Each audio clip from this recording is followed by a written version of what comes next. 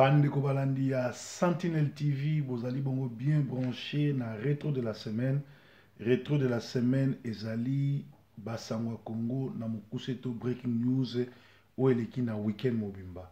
Alors, bo beninga ebele, bo tuni ba question ebele sur makamunyo surtout eleki na semaine oyo ezaki alimenté na entrée à scène ya pion mususu ya baloki ya Congo na kombo ya Dr Mukwege oyo azali bongo pion ya ba colonisateur parce que Dr Mukwege bokomona ye azali financé par Hillary Clinton na Bill Clinton na Louis Michel senge boyebake Louis Michel, Hillary Clinton na Bill Clinton nde bato oyo batie désordre na Congo. Tango na bino ke Dr Mukwege ali papa na azali rwandais, maman naza congolaise, ata botie tembe mais ata za congolais. Congolais nyonso bokomona ye en compagnie ya Louis Michel, en compagnie ya Bill Clinton, azo pesa Kagame mbote azo seka, c'est-à-dire aza recruté, azali membre, to azali bongo na clan ya loki ya Congo. Alors ngala olobamo elomingi te tolanda ndenge ni makambo ezoleka na Congo pe mikolo ekoya makambo nini ekozala. Rétro de la semaine na bato nyonso balandaka Basangwa Congo pe merci na bato bazali informé batieli biso na tableau na leaflet oyo ndenge nini le tout puissant RDC avec 50 milliards de dollars par mois na moto nyonso surtout oyo akozala recruté entraîneur ya Congo oyo akabaka Congo ezali Louis Michel yende recruteur. Bomoni awa na 1997 Louis Michel na Laurent Désiré Kabila a recruté ye na Kalemi pour na saison ya 1997 ti le 16 janvier 2001 lors d'un match contre les États-Unis, la Belgique et l'Angola au stade Palais des Martyrs. Babomiye na match wana. Après na 2001 baeko recruté Hippolyte Kanambe est recruté au Rwanda en 1997 pour la saison 2001 à 2017. Awa sikoyo ba nouvelle recrue ezali bongo yeyo Dr Mukwege na Louis Michel ba recruté ye pour la saison 2017, 2018, 2019, 2020, 2021. Dr Denis Mukwege recruté na Bukavu. Alors ba valet o baza disqualifié. Boromona ke Denis Mukwege ba pesi examen to ezaki bongo mekie esika oyo kisa Félix Tshisekedi a échoué, Moïse Katumbi a échoué, na le Rwandais Vital Kamerhe a échoué, ezali communauté congolaise. Yango bomoni Denis Mukwege l'air aleki na TV5 alobi communauté congolaise ya diaspora mutu invitaki ye. Et pourtant biso bakolo combat biso ban Angleterre na bino nyonso tout bana ya Congo na monde entier na diaspora congolaise Europe to États-Unis Canada ata moko a invité Dr Mukwege te. Alors ba oyo nyonso bayaki na rencontre Dr Mukwege bazali bongo bato bazaba envoûté, bazali bato bazaba incivique, bazali informé te, ba pesi poids moko makasi parce que entrer na ye sur scène oyo bato batondaki mingi na Paris sans le savoir qu'il va valider un candidat. Alors bomoni ke ba valet oyo baza disqualifié ezali Moïse Katumbi, ezali Félix Tshisekedi na ezali oyo tobengi Olivier Kamitato. Et ba tient à côté AWP que Syndicat Dokolo aza disqualifié parce que aza na Angola na simanaye a convaincre ba Congolais te aye kaka na système Rwanda ko sala ba vidéo koloba trop ba émotion mais asali ata eloko moko te. Alors bomoni ndenge calendrier makambo zoleka na Congo yangoyo, c'est-à-dire Louis Michel nde azali recruteur à travailler mon côté à travailler toujours na ba Bill Clinton na Kagame soko moni kaka mutu aza na photo na Louis Michel, aza na photo na Kagame, aza na photo na Museveni, aza na photo na couple ba Bill Clinton, yeba ki aza recruté pour na kosala mabe na Congo. Donc Denis Mukwege aza la Congolais ya 100%, toi aza la Congolais à 50%, arrivé na eto entré na ya scène ezalité pour na mulambo wa Congo et ali ke bato ba comprendre que bato ba lingi Kabila te bazo changer be Paul, bazo changer qui ça ba acteur ba kolongola Kabila mais ba changer acteur situation utika la kaka ndenge moko. Rwanda na ngonga oyo azana plus de 40 missiles sol oyo ezali fixé vers le Congo. Ce qui a betiango ba missile wana ko na Rwanda et que ko atteindre plus de 350 km ya Congo. Le Rwanda a installé Kivu gaz bazo ko exploiter to ko extraire gaz na Congo na Kivu mbongo nyonso tout muta financer za banque nationale te mais ali pion na bango Kabila Hippolyte batindaki na Congo mbongo bazo iba na Congo yango bazo exploiter bazo exploiter gaz ya Congo pe na kolta na gaz et pe si Rwanda mbongo ebele mbongo o bazo iba na Congo. Yango wana tosengi na bana ya diaspora mobimba que botala makamuni ozoleka na Congo, peuple congolais Kabila le Rwandais azali kogia na France na Paris le 12/9/2017 pour nini azoya kosolana na Macron. Macron bomoni ki ayambaki Mukwege ezalaki pona koyeba soki France akozala toujours na part na ye ya ko extraire compagnie française mutezo extraire ba gaz ya Goma oyo ekende pa ba Rwandais soki ba ko maintenir ba français soki ko changer te yango bomoni bayambaki Mukwege po batu na ye soki ko changer le côté soit comme président en transition pe bazo yambasiko Kabila ba yokaye ba proposition parce que ya azazoba asinyaka nyonso. Yango tosengi bana ya Congo ya monde entier surtout biso bana Angleterre ya jaune rouge tozala ebele na Paris po na kosukisa Kabila ba o bazana minduki bazana nyonso soki pe kopesa bata mandefu mbongo tosilana na Rwandais oyo a humilié biso abomi plus de 18 millions de Congolais. Voilà situation tozana na Congo bino oyo boyebaki masolo te masolo yango yo. Tolanda pe ba video oyo to salaki bokomona ke Félix Tshisekedi sikoyo à ouvrir les bras à Bazaïba front pe na Kamere INC ici pour un front anti-Kabila. Bomoni binomo ke Félix Tshisekedi ba masque comme ko tomber normalement so kazaki un fin politicien akoki ni ko s'associer na Kamere ni ko s'associer na Bazaïba parce que baza bateau Kabila sa somba pe Kamere mutasovaka Kabila tanga zongise sus nager et l'axi bango nyonso baza na patron moko ezali bongo Kabila.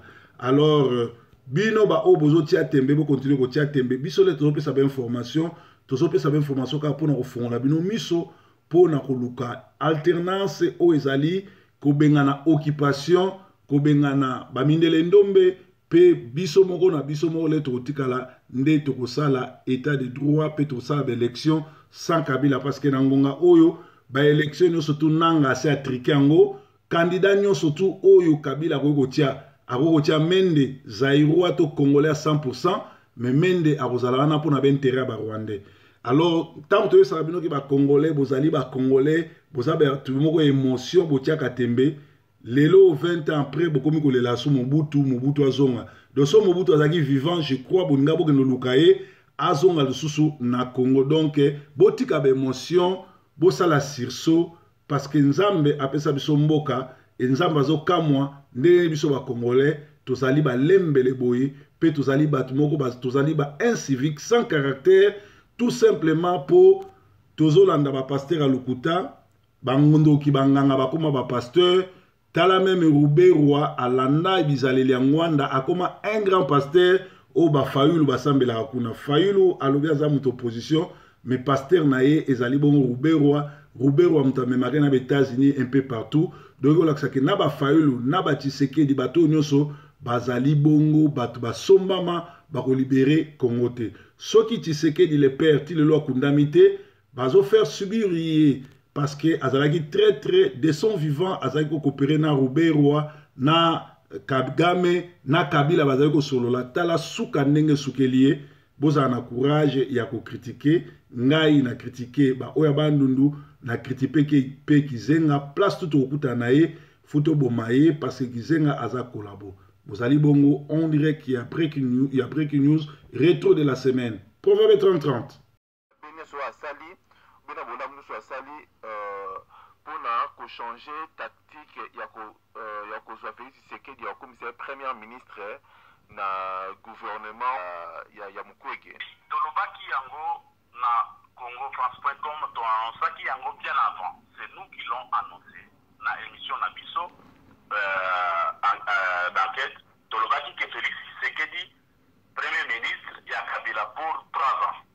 Maintenant, occidentaux bamoni positionnement ya peuple congolais. Bamoni que ceux qui Félix Akozala na Kabila la transition makambo na bango ekosimba te Mobutu ekozala. Maintenant ba choisir autre chose, bazwi option mosusu.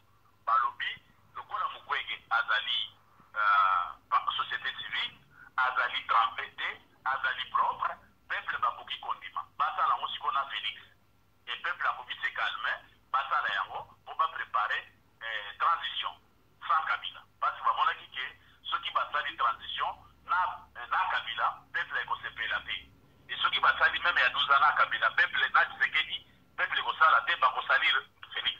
Maintenant balobi non, pour na garder Félix un peu tête haute ou bien basauver ye muke, il faut asangana na mutu azali vierge lokola Mukwege, basala transition sans Kabila. Mais Mukwege maintenant a protégé Kabila. Pourquoi Mukwege? Parce qu'on dit que Mukwege bayambaki ye na Clinton, bayambaki ye na Hillary Clinton, bayambaki ye na Louis Michel, bayeko yambaye et pas Macron na Jacques Attali. Quand tu vois les trios, les cocktails wana, il y a Bill Clinton, Hillary Clinton, Otomoni Louis Michel, ce sont eux qui ont mis le Congo dans l'état que le Congo se trouve aujourd'hui. Louis Michel et Clinton et Hillary Clinton, bazali soutien, il y a Baokipa, il y a Paul Kagame. Et Louis Michel, il y a des azaki défenseurs, il y a Paul Kagame. Il y a des azali évangélistes, il y a gouvernance, bonne gouvernance, dans le développement, il y a Rwanda, Paul Kagame. Il y a des azali Koloba, le Kolo, il y a Paul Kagame, Naba Rwanda, na Congo. Alors, tant que nous avons Bango Badouana, bazali Pena Mukwege, ça veut dire qu'aujourd'hui, bazali n'a qu'à changer simplement équipe, mais bazali qu'à garder entraîneur, va changer kaka, va jouer. Balongoli Joseph Kabila, balongoli Bakusu Batie Mukwege, entraîneur à Zamoko, système à Zamoko. Voilà ce que nous pouvons dire. C'est-à-dire, Monique Kabila na Félix, et Kosim Bate, Bacha Kabila Pembeni, Batangisa Mukwege na Félix, mais Mukwege na Félix, Bayokana Pona ko protéger Kabila. C'est-à-dire qu'on protéger intérêt, Yaba Clinton, Naba Louis Michel, Naba Occidentaux Moussoussou, Ba Français na Bangé, na Congo. Voilà solution na loko o basali pona mikolo. Ok. Dernière question par rapport au protégé Joseph Kabila. Déjà Toebi Joseph Kabila a sali déjà plus de 16 ans na kati ya pouvoir nae depuis 2001. Est-ce que Torolo Baké déjà n'a dirigé Batumsus Basa pour Msus Basa contre suite à massacre Oyo? Et ça, Nakati à Congo, nous surtout recours toujours dans Mutuna parce que c'est lui qui est le président, Yom Tazali, garant, il y a RDC, na ministre, parce qu'il y a président. Merci beaucoup, monsieur les journalistes. Au Tuningaï, n'a pas répondu à ma camoni, balé, na Mutunotu. Il y a au lobby qui est Batmusu Subasepeli, na gestion à Kabila, na gouvernance à Kabila, Batmusu Subasepeli. Dans la zone, le peuple congolais a sepélité la gouvernance à Kabila. Parce que le peuple congolais a retrouvé l'autre côté. Na Congo, tu as une école, na Congo, tu as un hôpital, na Congo, tu as une eau potable, na Congo, tu as une route, na Congo, tu as une armée républicaine, tu as une armée d'occupation, tu as une armée de colonies. Na Congo, tu as un service de sécurité, na Congo, tu as l'administration de l'État, tu as une Badou, ou le gouvernement epai ya baoccupant tozali na bainfiltré oyo bazali kopie na Congo tozali na gouvernance te tozali na corruption na Congo tozali na sécurité te tozali na tuerie na massacre. Ça veut dire Kabila mutu moko te asepeli na présence d'abord ya Kabila. Ça c'est un. Constitution na biso elobi ke président de la République azali garant de la nation, garant de la constitution, de la sécurité et des hommes, garant et défenseur de la souveraineté du pays. Notre souveraineté est violée. Les frontières sont déplacées, les bords des frontières du Congo sont déplacés par le gouvernement de Kabila. Il y a les massacres tous les jours au Congo. Il y a les pillages au Congo tous les jours. Le Rwanda aujourd'hui, il exploite les gaz méthane, l'Ouganda exploite le pétrole et le Congo ne voit rien. C'est-à-dire Kabila, personne au Congo, même en diaspora, est pour Kabila. Ceux qui sont les Occidentaux qui sont pour Kabila, qui les défendent, c'est parce que Kabila a répondu à leurs intérêts. Kabila a donné des territoires, a donné le sol, a donné la richesse à des multinationales et aux Occidentaux. C'est ces gens-là qui défendent leur bibliothèque, ils défendent leur porte-monnaie. Ils ne défendent pas les intérêts des peuples congolais, ils ne défendent pas la souveraineté du peuple congolais. Voilà, ils maintiennent le peuple congolais dans l'état indépendant du Congo. Dans l'état indépendant du Congo. Pas même dans les colonies congolaises, mais dans l'état indépendant du Congo, qui était les propriétés du roi Léopold II. Voilà l'état. Maintenant, est-ce que la Constitution a besoin des alliés pour protéger? La Constitution dit ceci. Le chef de l'État, en tant que garant de la défense de la Constitution, s'il les viole, la loi lui dit il a trahi, haute trahison, de faire entrer des militaires étrangers, de faire entrer les gens, les étrangers pour tuer le peuple congolais, d'avoir créé les ministres pour tuer le peuple congolais, c'est une haute trahison. La loi les condamne. La corruption, le détournement des fonds publics, la loi les condamne. Ça veut dire que Kabila n'est pas protégé par notre loi. Il est condamnable. Condamnable d'un crime de haute trahison, vraiment des crimes contre l'humanité. Voilà ce que je peux dire, monsieur Didier Dupumba. Ok. Merci beaucoup, monsieur Mathieu. Dernier mot de la fin na yo que vous avez par rapport à sujet oyo de développer et puis oyo au répondre na kati ya émission au les grands duplex. Dernier mot nanga ezali ya ko sa peuple congolais biso tozali banaliste et tozali ba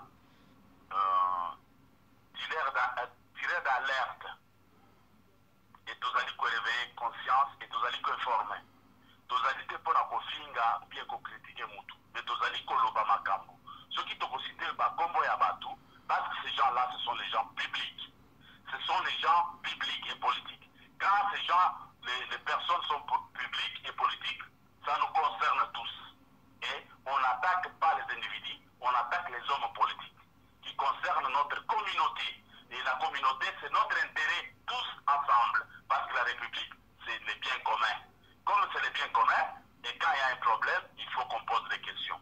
Et la grande information qu'on dit, c'est que les Occidentaux préparent un gouvernement selon leur volonté, pour leur intérêt. Et le gouvernement là sera un gouvernement de transition où il y aura dans sa tête Dr Mukwege et Félix Tshisekedi pour une transition sans Kabila. Est-ce que ce gouvernement là répondra aux besoins du peuple congolais? Attendez le temps venu, nous discuterons de ça. Merci beaucoup, M. Didier Dupumba. Merci, au revoir. Merci, au revoir, M. Didier Dupumba. Au revoir, Balandina Bissonio. C'est comme si les Congolais ne savent pas ce qui se passe. Les Congolais savent très bien que le Congo est occupé par les Rwandais. Comment se donner corps et âme pour un match de football qui ne va pas changer ta situation politique, économique et sociale, alors que les enfants n'ont pas repris l'école, alors qu'on ne sait pas encore acheter les fournitures scolaires, comment payer les loyers, acheter les carburants, comment se soigner dans les hôpitaux, et les étudiants ne savent pas quand ils vont reprendre la session. Et si on mettait cette même motivation pour changer les choses, je vous assure que cela ne prendra même pas une semaine, car le plus grand pouvoir est dans la main de la population. Car le plus grand pouvoir est dans la main de la population. Dr Mukwege Yeyo, na baloki ya Congo, bozomona ye na Bill Clinton, bozomona ye na Louis Michel, bozomona ye na le couple Bill Clinton, c'est-à-dire ezali preuve que azali bongo moloki ya Congo, pe hôpital oyo azo dirige ya Panzu, adresse nango eza ya Rwanda parce qu'aza de père et de mère rwandais, pe lisusu ba organismes internationaux batindaka ye a utilisé ba maman congolaise lokola ba cobaye, lobi na kozongi nango de long en large. Dr Mukwege azali bongo système moko ba système ya bokipan parce que azali rwandais pe aya na Congo te pona bolama ba congolais. Boze la preuve mususu. Awa bozomona Denis Mukwege na Jeannette Kabila bango mibale ba rwandais. Est-ce que Denis Mukwege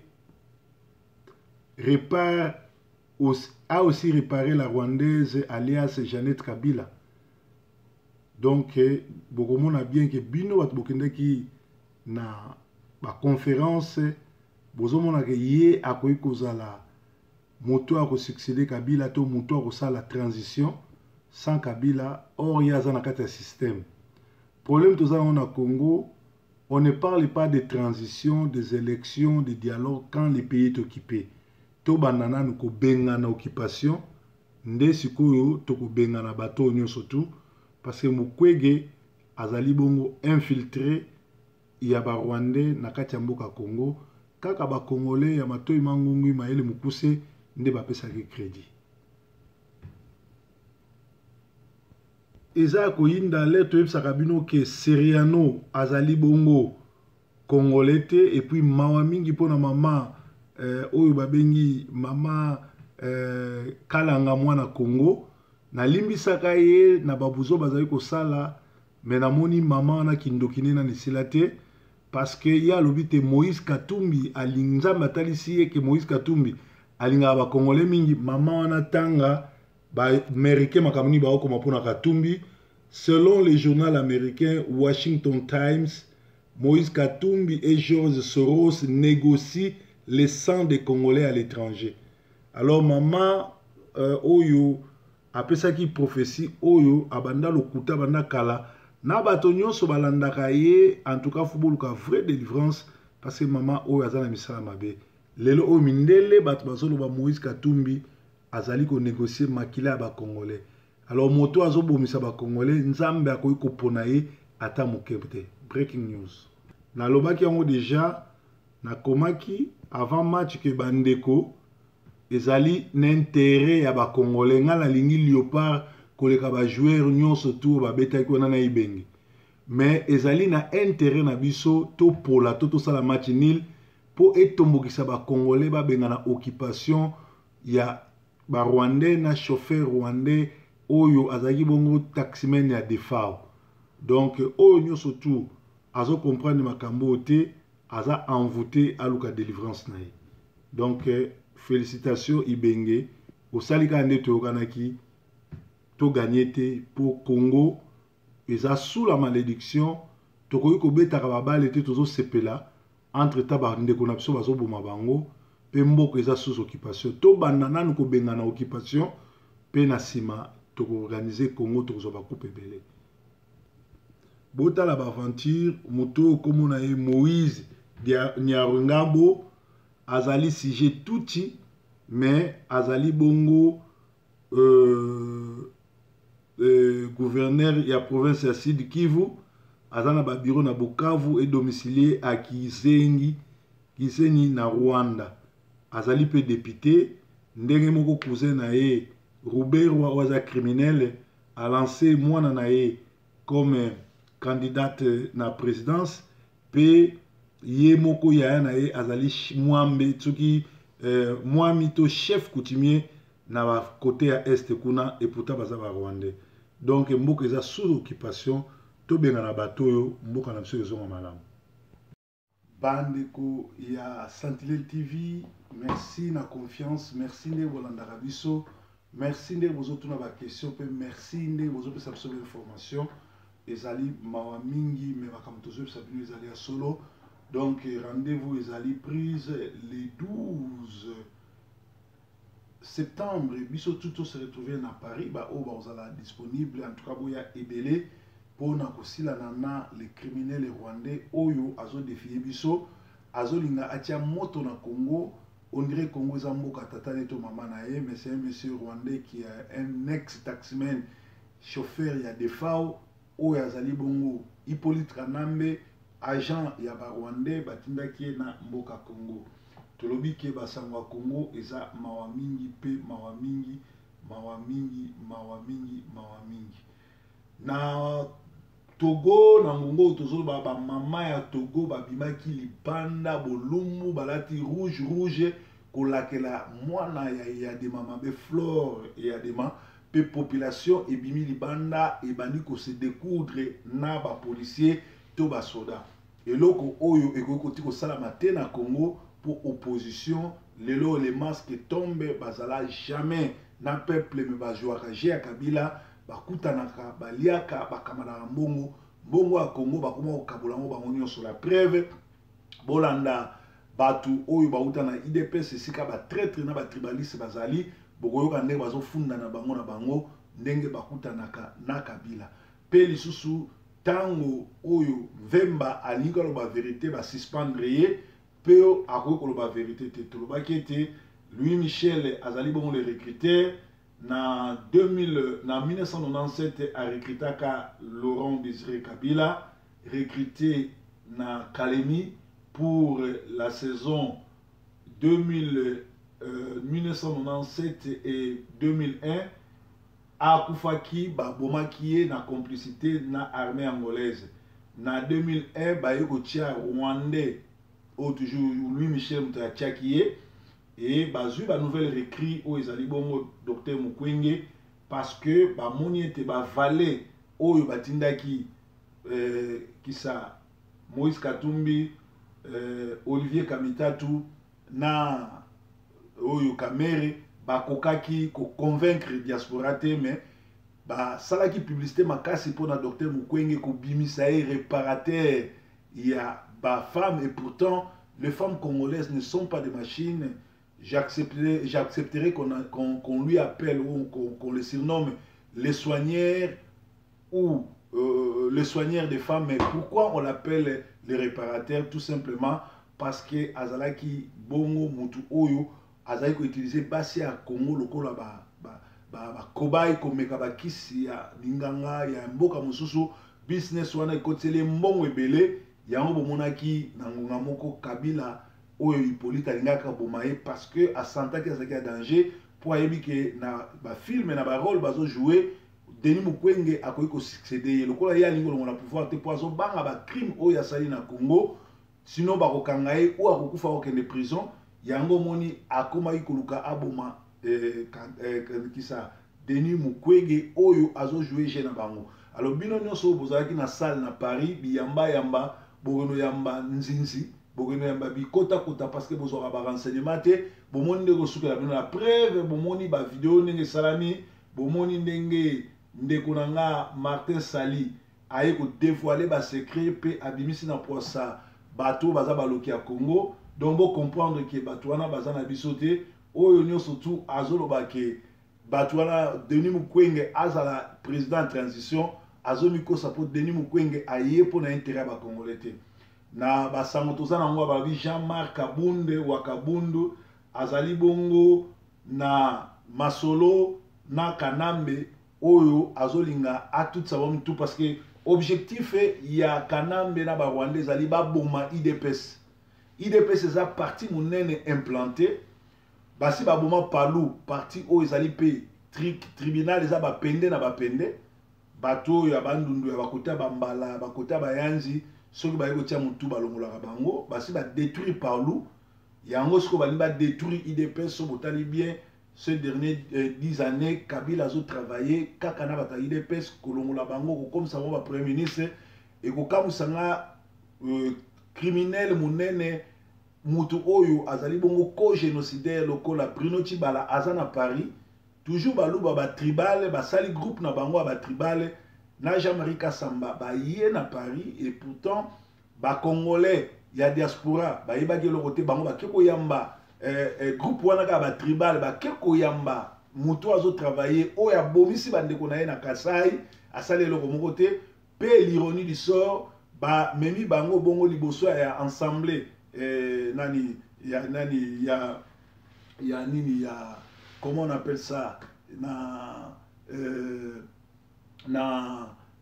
ensemble ba français alors kuna ata muto azalaki te nani na bango bake se retrouver bango na bango moko donc comment boyer na visite officielle na parlement il y a ba français mais population to ba parlementaire bazaki te ba député bazaki te kaka président ya chambre ya parlement muto ya mbibino population ezate ba parlementaire bazate mais peu bozo se permettre ko kanga ba photo ko s'afficher donc Jean Oyazali Bongo, représentant de la télévision Télé 50 Oyazali Bongo à Kabila, a continué à jouer le rôle à jouer à Ibara qui Mokolo. Saddam Hussein à Kimaka, bateau Bazalaka na Mobutu, Banimaka te Kosuka la Bangonde Kosuka. Alors, ce que vous avez me po na Denis Mukwege, Bogomo na documentaire na Zotia la Binobo Monaye, Azana ba photo. Na Jeannette Kanambe azana ba photo na bato nyonso tu oyo bazali binemi ya Congo. Bolanda. Welcome back na rétro de la semaine et c'est quand pitolobeli échec ya Bruno Tibala na Assemblée française et c'est quand wapi bayambi ba chaise vide muto azala kite pe soni. De l'autre côté ba sango to kominango pona kosukisa Elingwe Motonangenge a fourni avec Mukuna qui azali na groupe et association de malfaiteurs. Alors avec Mukuna va fonder qui azana groupe et association de malfaiteurs kokamwa église zotona na kotonda to éviter so zotona na bandoki to na bandimi. Toujours basango ya Congo na solo église na sala ki bémission na le bino que Kabundi Walesa azalaka aventurier azakotinda ba prophète a montaka ba scénario a montaka a utiliser zoba ya Roger Baka moko o azali bongo na ba démon le loi comme couper ça va conseil et pourtant il faut aller dans la délivrance a utiliser prophète Placide ou alingaka bomsa scène so Tiffany il y a 2 ans passés les lobo uti kolanda vidéo il y a faux prophète wana ndenge atubeli parce que Kabundi Walesa promettait qui a faire voyager a remettre na poto mais le coup de salamité lelo faux prophète Placide à Zongi pour na koloba ke makambo nyonso tout basala kana Kabundi Walesa ba témoignage ba nyonso ezaka lokuta donc mawa mingi basangwa Congo pour na kosukisa na Katanga félicitations na ba mai oyo ba botoli ba mboka minene ya Katanga bazobenga bango la frappa bazo continuer ko frapper soki ba mai wana bazakate nde ba Rwandais ici ba botola Congo nyonso. Pe na niveau ya ba Congo bo bangate parce que lobby balamuka ki na ko trembler pour namwa ba soda ya Angola ba kota ki na Congo ezali na ngoka ka ba je bazo sala po na ko yebisa Kabila ke soka longwete la frappe ko zoye ezali bongo Sentinelle TV na programme nango ya chaque samedi au tobengaka rétro de la semaine Yesu Kristo azanzambe Yesu Kristo azamu bateli journée malam tokuta sur ce lobby na journée makasi ya évangélisation au tobengaka liloba na nzambe kafukafu neti na tango ya Congo Yesu azankolo. Ok, par respect na longoli koti na cimetière ya Papa Sescool vraiment muto akambaki mboka mikolo ebele et malgré tout ba problème ezalaki na Congo mais za lokola ndenge tozomona sikoti yango na naye kotikele ba rapport nyonso ya ba Congolo baza en complicité na ba Rwandais po babebisa Congo naye kotika dossier ya Papa Mende Boshabe Viandre Kimbuta donc bino nyonso nao mosusu wana alobaka mingi soki komonene soki nani soki akonga soki nani wana bino bato bozobebisa Congo ata mosusu wana Samson mpe lisusu akoti na lingomba wana moto asuki ebele soit disant opposant olenga nkoi naye kotika dossier na bino epa papa Mobutu ye nde abundela biso ayebi ndenge nini atikaki mboka lelo soki azongi akosepela te ndenge Congo ekomi. Vraiment, Papa Mende, zala conscient na makambo ozosala. Papa Mende, zala conscient na makambo ozosala.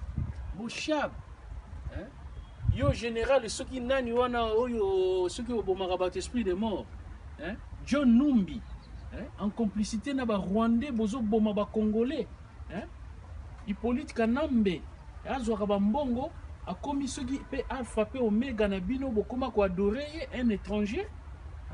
Vraiment,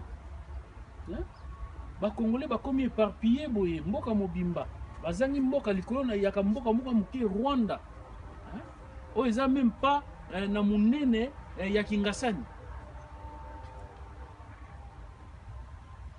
via Tundu boko futango vous allez payer très très cher na vie na bino soki bino te bana na bino via André Kimbuta tu vas payer